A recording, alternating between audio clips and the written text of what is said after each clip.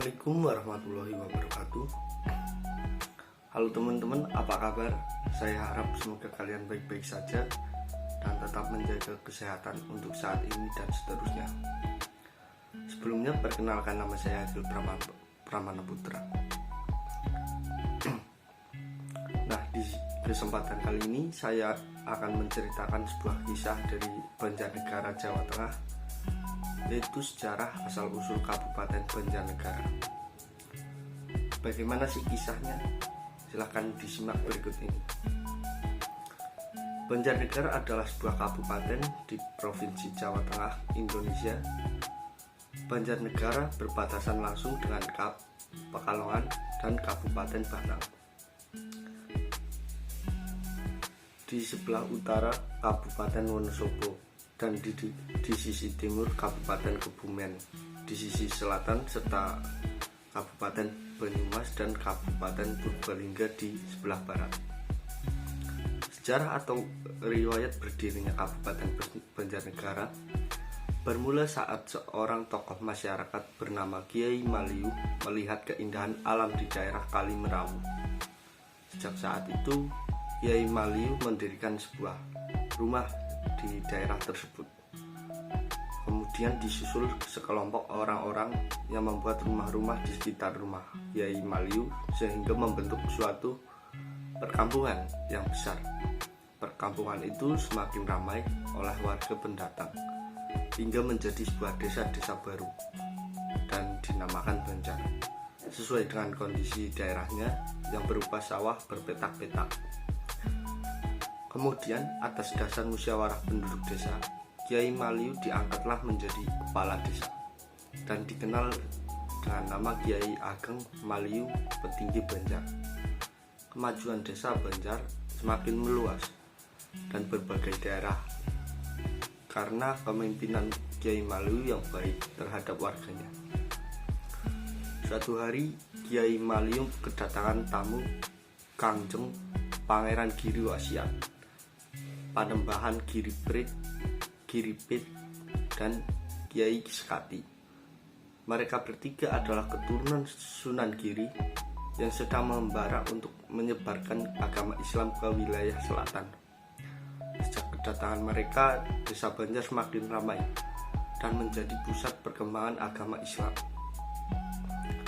Begitu juga Kiai Ageng Maliu yang semakin bertambah keilmuannya untuk menata desa Banjar dengan pengetahuan agama Islamnya, hingga kemudian desa Banjar menjadi wilayah yang sangat luas dan menjadikannya sebuah Kabupaten Banjarnegara, Kabupaten bagian selatan Jawa Tengah yang terkenal dengan dawet ayunya ini.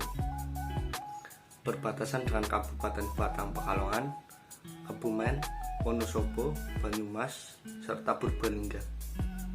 Seiring dengan berjalannya waktu, dalam Perang Diponegoro, Raden Tumenggung Dipoyudo keempat berjasa kepada pemerintah Mataram sehingga diusulkan oleh Sri Susuhunan Pakubuwono VII untuk ditetapkan menjadi Bupati Banjar untuk mengisi jabatan Bupati Banjar yang telah dihapus statusnya, yang berkedudukan di Banjar Mau dan dikenal dengan Banjar Watu Lembu.